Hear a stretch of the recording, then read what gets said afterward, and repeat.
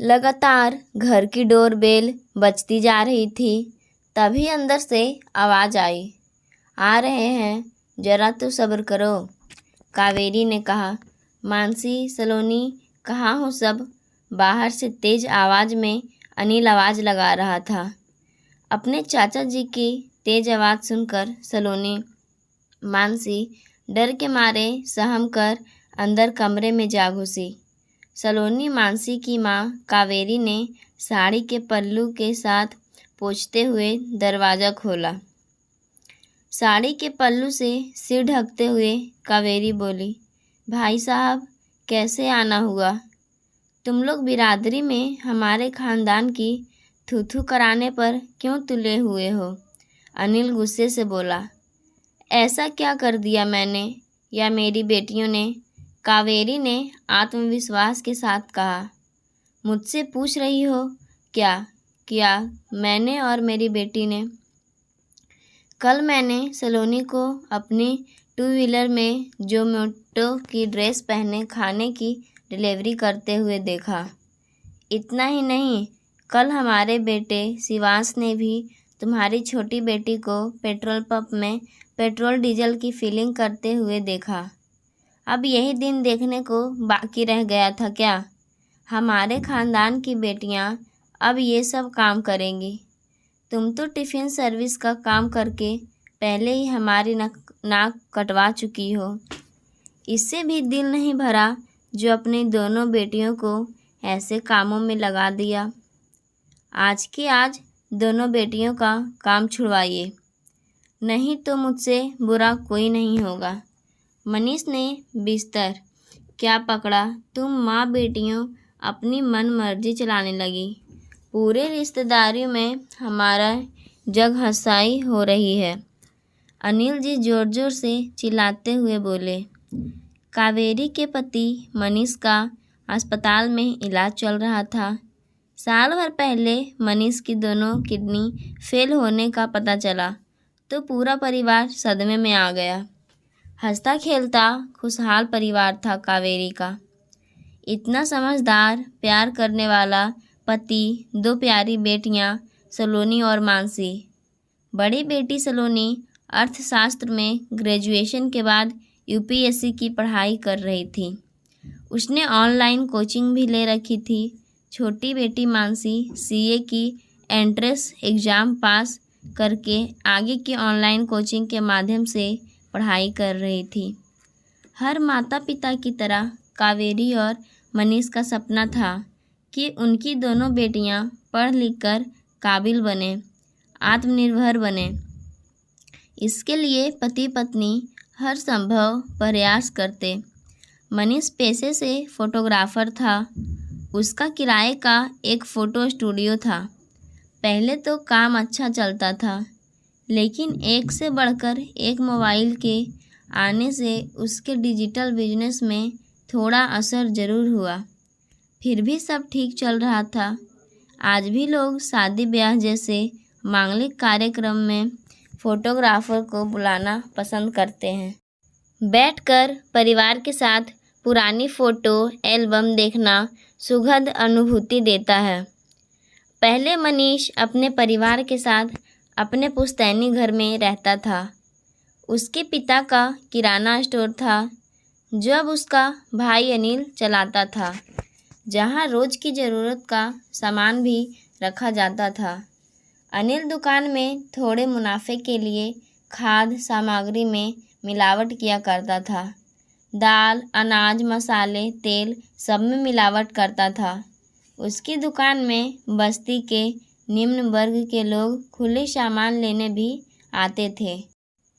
14 दिन की बासी ब्रेड को 1 दिन की बताकर बेचता था। मनीष बीकॉम करने के बाद नौकरी की तलाश करने लगा, लेकिन उसे कहीं अच्छी नौकरी नहीं मिल पा रही थी। तब पिताजी ने कहा, दर-दर भटक रहे हो नौकरी की तलाश में, इससे तो अच्छा है अपना पुश्तैनी किराना दुकान संभालो। दोनों भाई मिलकर व्यापार को बड़ा करो। मनीष भाई अनिल के साथ दुकान संभालने लगा। थोड़े ही दिनों में उसे पता चल गया कि उसका पिता समान बड़ा भाई थोड़े से पैसों की लालच में लोगों की सेहत के साथ खिलवाड़ कर रहा है। उसने अनिल को रोकना चाहा। भैया, मुझे आपसे यह उम्मीद नहीं थी। ग्राहक तो भगवान का रूप होते हैं और आप उन्हीं के साथ धोखा कर रहे हैं। आप लोगों के जीवन के साथ कैसे खिलवाड़ कर सकते हैं? मनीष ने अनिल से कहा। अब तुम्हें सच पता चल ही गया है तो सुनो। हाँ, मैं खाद्य सामग्री में मिलावट करता हूँ।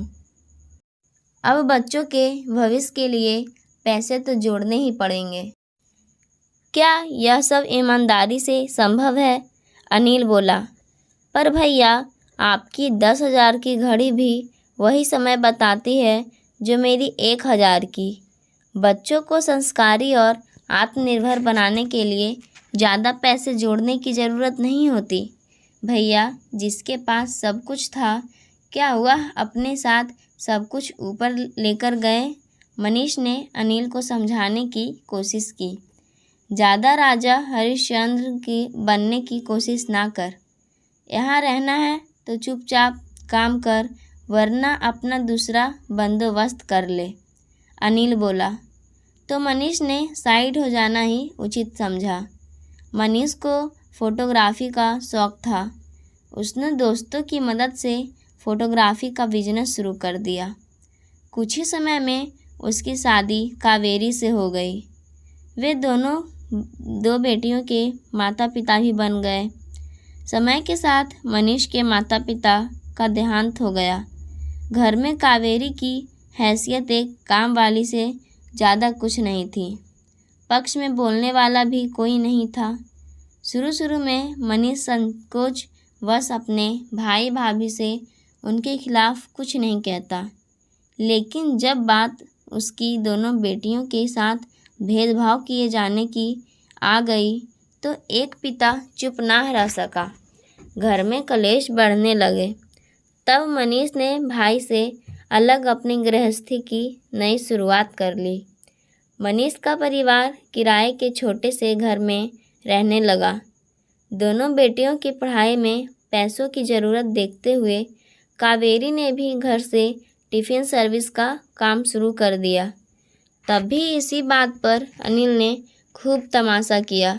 हमारे ख़ानदान की औरतें अब बाहर वालों के लिए खाना बनाएगी। दोनों बेटियां अपनी पढ़ाई की ओर से पूरी तरह से समर्पित थी। सब कुछ सही चल रहा था, पर मनीष की दोनों किडनी फेल होने से पूरा परिवार एकदम से टूट गया। परिवार आर्थिक संकट के दौर से गुजर रहा था। डायलिसिस की प्रक्रिया में भी काफ़ी पैसे खर्च होते थे। दोनों बेटियां भी किसी भी कीमत पर अपनी पढ़ाई नहीं छोड़ना चाहती थी, क्योंकि वह जानती थी कि उच्च शिक्षा ही उनके भविष्य को उज्जवल बना सकती है, और अपने पिता का अच्छे से अच्छा इलाज भी करवाना चाहती थी, ताकि एक बार फिर उनके परिवार की खुशहाली लौट सके। कावेरी और दोनों बेटियों ने हिम्मत करके मेहनत करने की सोची। आसपास के बच्चों को ट्यूशन पढ़ाने की सोची, लेकिन उन्हें इतने पैसे नहीं मिल रहे थे कि जिससे पिता का इलाज और पढ़ाई दोनों हो सके। सलोनी और मानसी के दोस्तों से जोमेटो फूड डिलीवरी और पेट्रोल पंप में जॉब की जानकारी मिली। सौभाग्य से उन्हें जल्दी नौकरी मिल गई। कावेरी ने भी 2-4 की जगह 8 लोगों का टिफ़िन बनाना शुरू कर दिया। परिवार मुश्किल घड़ी में एकजुट था। वे जानते थे कि मुश्किल घड़ी ज़्यादा दिन तक नहीं रहेगी। जल्द ही अच्छा समय फिर आएगा। अनिल सलोनी को जोमेटो की डिलीवरी गर्ल की लाल ड्रेस में देखकर तिलमिला उठे। वे सीधे माँ बेटियों की क्लास लगाने आ गए थे। सुबह का वक्त था। सलोनी अपनी यूपीएससी की ऑनलाइन क्लास देख रही थी। मानसी पेट्रोल पंप में ड्यूटी बजाने जा रही थी। वही कावेरी खाना बनाने का काम कर रही थी। आते ही अनिल कावेरी को खूब खरी खोटी सुना चुके थे। सलोनी मानसी एक कोने में चुपचाप खड़ी चाचा जी की बातें सुन रही थी। मानसी को पेट्रोल पंप वाली ड्रेस में देखते हैं अनिल जी बोले, अरे आओ हमारे खानदान की होनहार बिटिया रानी, बहुत नाम रोशन कर रही हो हमारे खानदान का, खूब नोट छाप रही हो। पेट्रोल पंप में तभी सलोनी अपनी जोमेटो की लाल ड्रेस पहनकर आ जाती है। सर में बेच खाई हो क्या तुम लोगों ने, ऐसे मर्दों के जैसे कपड़े पहन रखे हैं। रात के 10 बजे तक लोगों के यहाँ खाना डिलीवरी करोगी। सलोनी ने चाचा जी को घूरती हुई आंखों से देखा और बोला, अब फुर्सत मिली है आपको हमारा हाल पूछने की, या यह देखने चाहते हो कि आपके सामने नाक रगड़े बिना हम कैसे जी रहे हैं। हमारी आर्थिक ज़रूरत की मदद के लिए कोई भी रिश्तेदार आगे नहीं आया। आपने तो पापा को एक बार हॉस्पिटल में देखकर अपने कर्तव्य की इतश्री कर ली। पापा के इलाज साल भर से चल रहा है, आप आज आए हैं हाल पूछने या खरी खोटी सुनाने। पापा का काम बंद हुआ तो घर में पैसे आने भी बंद हो गए। घर का किराया, पापा का इलाज, राशन पानी, बिजली का बिल, हमारी पढ़ाई, सबके लिए पैसे चाहिए होते हैं। आप तो आए नहीं बड़े भाई की जिम्मेदारी निभाने। अगर आप हमारा घर खर्च, हमारी पढ़ाई की जिम्मेदारी लेते हैं, हर महीने पैसा देते हैं, तो हम यह काम अभी छोड़ देते हैं। मंजूर है आपको? सलोनी ने दृढ़ता के साथ प्रश्न किया। भाई साहब, बच्चियां यह काम मजबूरी से कर रही है, क्योंकि वे अपने पापा से भी बहुत प्यार करती है और अपनी पढ़ाई से भी। आपको हमारी मजबूरियां समझनी चाहिए। यूं आकर समाज की दुहाई देकर उपदेश नहीं देनी चाहिए। इस बार कावेरी जी बोली। चाचा जी कमज़ोर समझकर कावेरी और बच्चों के ऊपर धोष जमाने आए थे, लेकिन यहाँ सलोनी ने चाचा जी को उनकी औकात दिखा दी। चाचा जी उल्टे पांव वापस अपना समूह लेकर लौट गए। चाचा जी के जाते ही कावेरी ने अपनी बहादुर बच्चियों को गले से लगा लिया। बेटा, अपना आत्मविश्वास कभी कमज़ोर ना होने देना। लोग तो बातें बनाने को तैयार रहते हैं, लेकिन आंसू पोंछने कोई नहीं आता। हमें ही मजबूत बनकर एक दूसरे का सहारा बनना होगा, कावेरी ने कहा। कुछ ही महीनों बाद गम के बादल छट गए। कावेरी की किडनी मनीष को मैच हो गई। किडनी ट्रांसप्लांट सफल हो जाता है।